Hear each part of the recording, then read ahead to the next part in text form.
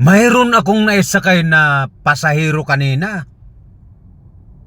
Nag-book sila at pinick up ko sila doon sa may Sugo Hotel.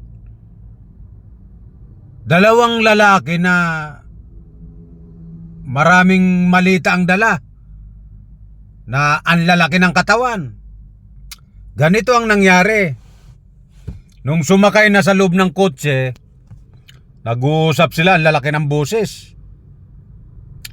Pare, sabi nung dalawa, kumusta ba yung mga ginagawa mo rito? Parang yung isa kasi galing sa ibang bansa. Nagkita sila sa Sugo. Tapos maya-maya yung isa, inakbayan yung isa.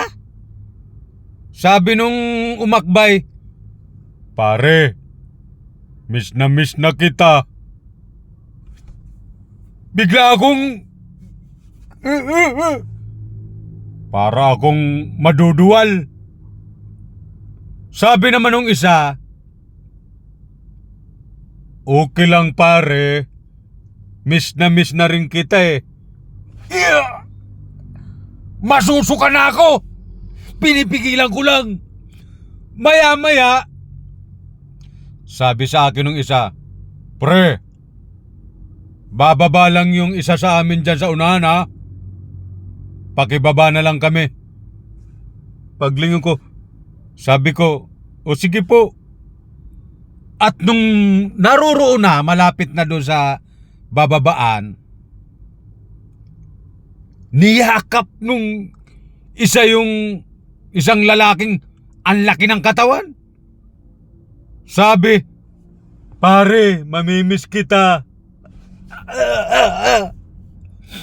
Talagang parang hindi ko na mapipigilan. Tapos nung aktong bababa na talaga yung isa, biglang hinalikan yung isa.